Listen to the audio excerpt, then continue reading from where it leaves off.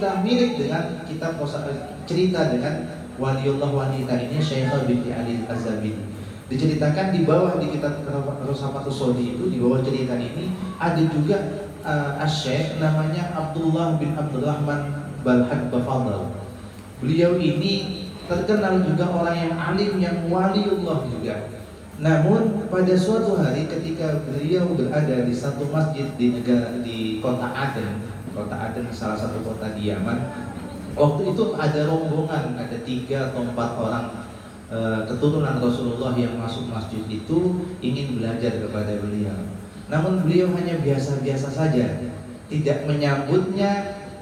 Malah para habaib ini yang mendatangi beliau dan bersalaman. Dalam kitab itu dikatakan, beliau cerita, walam ahtafil bidzalik, saya menganggapnya biasa-biasa aja.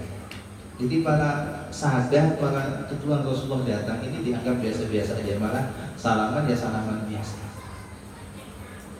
Lalu beliau melanjutkan, Syekh Abdullah bin Abdurrahman Al-Fadl ini melanjutkan, fara'aitu Rasulullah sallallahu alaihi wasallam fi dzalikal lailah. Malam harinya aku bermimpi dengan Rasulullah sallallahu alaihi wasallam. Mimpinya ketika bertemu dengan Rasulullah sallallahu alaihi wasallam, fa'aradu anni, Rasulullah berpaling dariku, tidak mau melihatku, tidak mau menyapa. Aku kejar Rasulullah, aku berdiri mengejar Rasulullah di usofihahu agar aku bisa bersalaman dengan Rasulullah, mengecup tangan Rasulullah. Tapi Rasulullah berpaling dan fa'atabani, bahasanya Syekh Abdullah bin Abdurrahman seperti itu. Fa'atabani. Ketika Rasulullah berpaling, aku tetap mengejarnya. Rasulullah mengatakan, kamu ini terlalu menganggap biasa dengan keturunanku, tidak menghormati keturunanku. Oleh karena itu aku berpaling darimu, kata Rasulullah SAW. Jadi seperti ini orang-orang yang sudah diangkat jadi wali oleh Allah Subhanahu Wa Taala, bertemu dengan Rasulullah berpaling karena menganggap biasa dan tidak memperhatikan keadaan keturunannya. Bagaimana kita yang belum bisa jadi wali, dikatakan alim tidak, pengennya jadi orang alim, pengennya jadi dikasih Allah, tapi kita bagaimana harus bisa betul-betul menghormati keturunan Rasulullah dan memperhatikan keadaan beliau semua. Ini bahasanya Abahulus kumpul, setinggi apapun kealiman seseorang, hubungan ilmunya tidak akan bisa sambung kepada Rasulullah kalau dia masih mempunyai kesalahan, masih punya hakul adami kepada para dzurriyyah Nabi Muhammad SAW. Dan yang terakhir kata beliau, supaya kita nggak ketulahan, kita nggak kena balak lah, supaya kita nggak kena afatnya itu.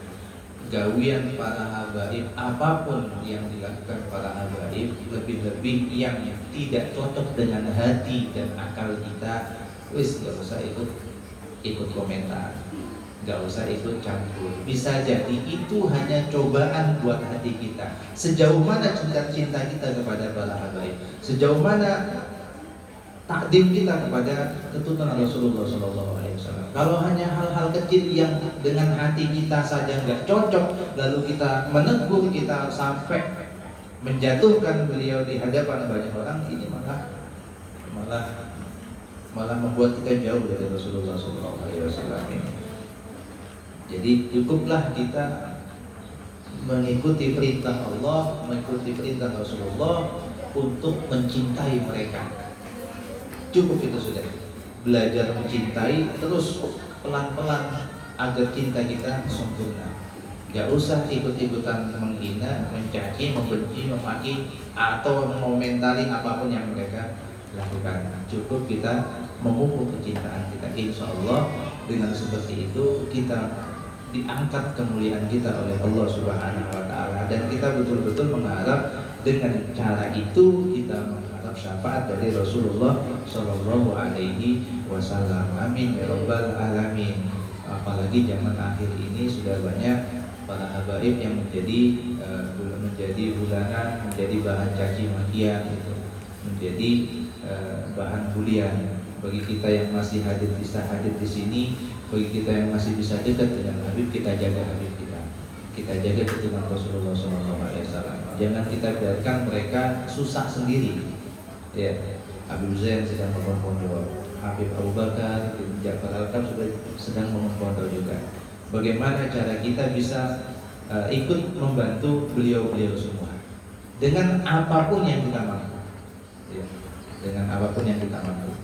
Mungkin aja dengan itu kita dianggap sebagai, tercatat sebagai orang yang mencintai keturunan Nabi dan mendapatkan cintanya Rasulullah Shallallahu Alaihi Wasallam. Amin ya rabbal alamin. Kita lanjutkan masalah fikih.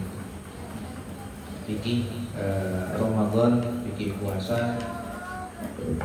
Di pertemuan yang lalu kita membahas fadilah saum, fadilah puasa. Untuk malam hari ini yang kita baca atau kita dengarkan bersama ahkamus shaum atau hukum-hukumnya puasa. Bismillahirrahmanirrahim. Qala al-mu'allif al-Habib Hasan bin Ahmad Al-Kaf nafa'ana bihi wa bi ulumi fid dharain amin. Ahkamus shaum, hukum-hukumnya puasa. As-shaum ta'tarihil ahkamul arba'ah al-wujub wan nadbu wal karahah wal hurmah. Saum atau puasa itu memiliki 4 hukum. Ada 4 hukumnya puasa. Tidak hanya puasa wajib, tidak hanya puasa sunnah, bahkan puasa itu ada yang makruh dan ada yang hurmah atau haram. Ya. Jadi kalau wajib harus kita kerjakan, kalau sunnah lebih baik kita lakukan kalau kita kuat, kalau karohah mungkin kita tinggalkan, kalau hurmah harus kita tinggalkan. Yang pertama wajibun, puasa yang dihukumi wajib. Wa yakunu dzalika fi sitti halat. Puasa wajib itu ada 6 tempat. Ada 6 bentuk. Yang pertama shaum Ramadan. Puasa di bulan suci Ramadan. Jadi puasa bulan suci Ramadan ini hukum asalnya wajib. Siapapun yang sudah balik, berakal, beragama Islam dan mampu untuk berpuasa di bulan Ramadan, maka wajib baginya untuk melakukan ibadah puasa. Dasarnya ayat yang sudah sering kita dengar, ya ayyuhalladzina amanu kutiba alaikumusiyam kama kutiba alal ladzina min qablikum la'allakum tattaqun. Kecuali nanti ada orang-orang tertentu yang memang sudah nggak mampu puasa. Ada orang-orang tertentu yang memang haram untuk puasa Ramadan, kayak perempuan haid dan nifas. Ini haram puasa Ramadan. Kalau yang nggak mampu, kayak orang yang sudah sepuh, sudah nggak mampu untuk berpuasa, dia nggak apa-apa nggak puasa Ramadan. Gitu. Yang kedua, yang juga wajib untuk dikerjakan, shaum qadhain, puasa qadha. Jadi punya hutang Ramadan di luar bulan suci Ramadan, dia wajib untuk membayarnya. Kadang ada pertanyaan, bagaimana saya punya puasa qadha ini, punya hutang puasa qadha, tapi sampai Ramadan yang akan datang saya gak sempat untuk membayarnya, gak sempat untuk mengqadai. Bagaimana hukumnya? Hukumnya tetap wajib untuk diganti atau dipuasai, dan jumlah puasa yang tertinggal sampai masuk ke bulan Ramadan yang akan datang itu wajib dibayar dendanya, bayar fidyah 1 hari 1 mud. Jadi 7,5 on. Kalau 5 hari punya utang puasa qadha ya 5 mud. Itu 7,5 on kali 5 atau 15.000 kali 5. 15.000 itu nasi 1 bungkus dikali 5, 75.000 ya. Berapa? 30 ya 75.000 itu. Bayar dendanya segitu, dikasih kepada orang miskin. Yang ketiga, shaum kafarah. Puasa untuk membayar kafarah. Kafarah ini kesalahan yang dilakukan. Jadi bayar kafarah ini karena melakukan kesalahan. Akhirnya dia harus bayar denda berupa puasa. Kafaratul dihar, seperti bayar kafarat dihar. Dihar itu menyamakan istri dengan ibunya. Ya, saya lagi kerokan sama istri, lagi ngerokin istri, punggungmu kok mirip dengan punggung ibuku. Walaupun niat bercanda, niat apa, tetap jatuh dihar. harus bayar kafarah gitu. Seperti itu. Nanti jumlah kafaratnya dibahas di belakang. Khusus kepada ibu, jadi penyamaan istri kepada ibu. Tapi kalau istri menyamakan istri dengan burung karena kicauannya yang indah tiap hari berhijau, atau matanya yang lentik kayak ikan mas koki ya, itu nggak apa-apa. Tapi kalau sama ibu, menyamakan dengan ibu, ini yang kena denda, kena kafarat. Karena itu merupakan kesalahan yang sangat besar. Ibu itu harga mati bagi seorang suami, dia harga mati bagi anak lelaki. Jangan disamakan dengan yang lainnya. Apalagi istri yang halal untuk kita nikahi, ibu yang haram kita nikahi, itu yang disamakan.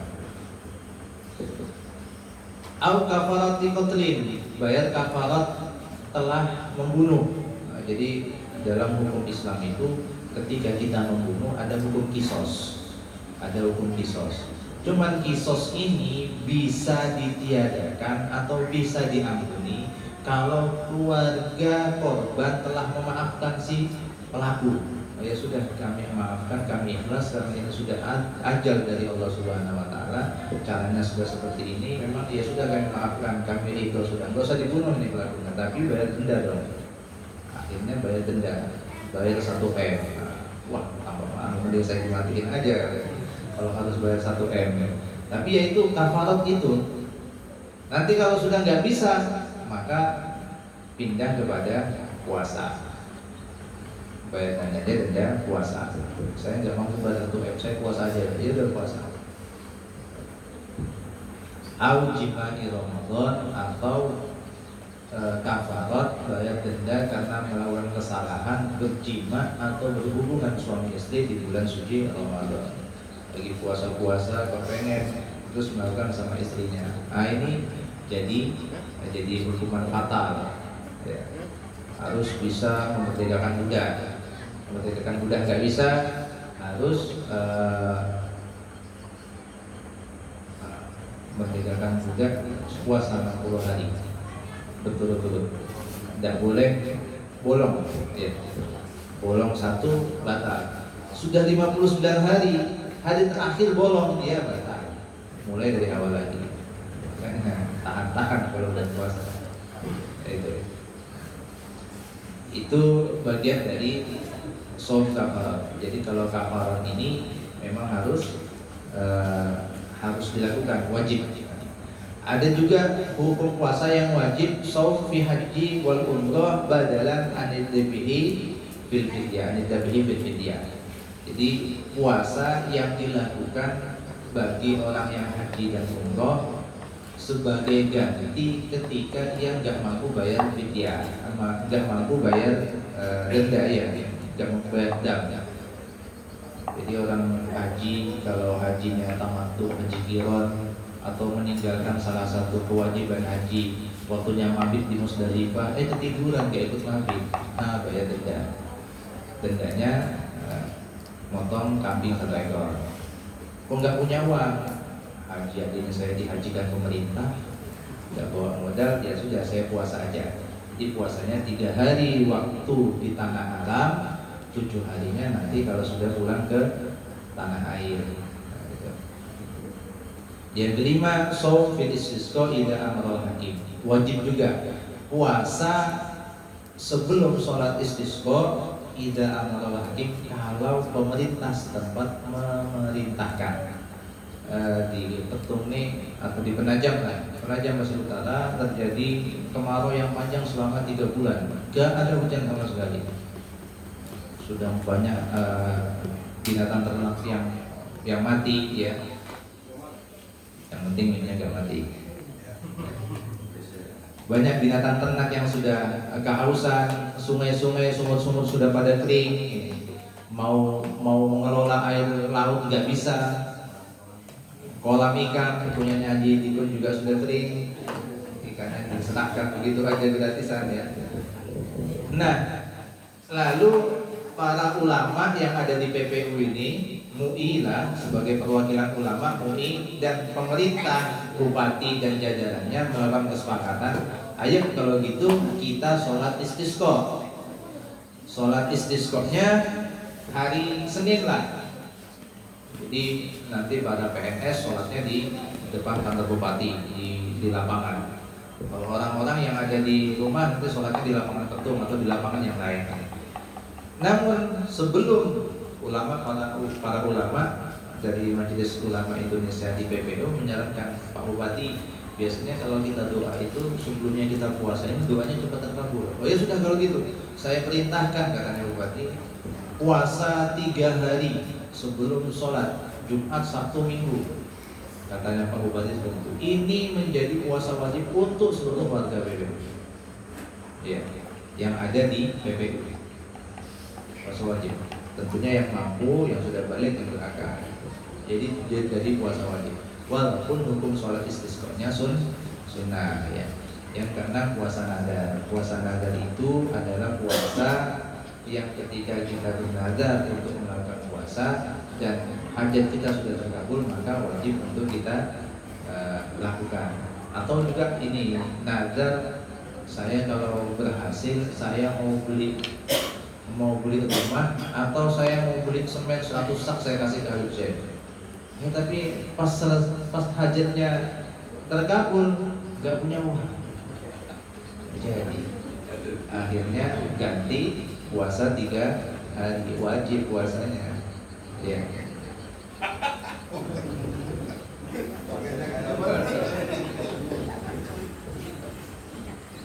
Jadi itu yang hukum puasa yang wajib. Nanti ada puasa yang sunnah. Puasa sunnah ini panjang pembahasannya. Ada yang puasa sunnah yang berulang-ulang ketika dengan mengikuti berulangnya tahun. Ada yang berulang-ulang dengan mengikuti berulangnya bulan. Ada yang berulangnya minggu atau pekan. Insyaallah kita lanjutkan di pertemuan yang akan datang. Kalau ada yang mau dibahas masalah Ahlul Bait atau masalah puasa ini, kami persilahkan.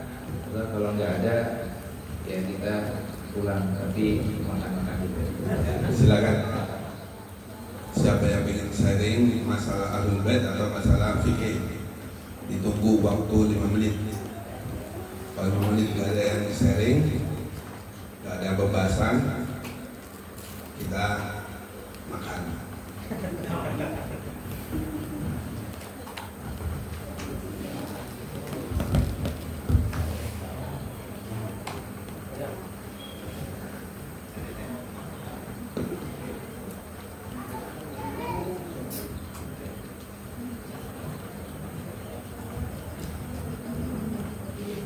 Ya, kalau nggak ada kita tutup. Ya Rabbana a'tarafna bi annana a'tarafna wa annana asrafna ala Allah asrafna fatub alaina tauba taghfir li kulli hauba wastur lana al-awrati wa amin rawati waghfir li walidina rabbi wa mauludina wal ahli wal ikhwani وسائر الخلان وكل ذي محبة أو جيرة أو صحبة والمسلمين أجمع آمين ربي اسمع فضلا وجودا منا لا باكتساب منا بالمصطفى رسول نرضى بكل سول صلى وسلم ربي عليه عند ربي وآله وصحبه والحمد لله بالبت والتنائي فسبحان ربك رب العزة عما يصفون وسلام على المرسلين والحمد لله رب العالمين تقبل الله منكم. Sekali lagi kami umumkan malam Ahad akan datang bertempat di Mushola Darussalam As-Sadiqun. Malam Ahad akan datang insya Allah bertempat di Mushola Darussalam di langgarnya Haji Sadiqun. Mudah-mudahan kita semua ditakdir untuk bisa hadir, amin ya rabbal alamin. Kita tetap membaca Hafsih atau Sibut Duror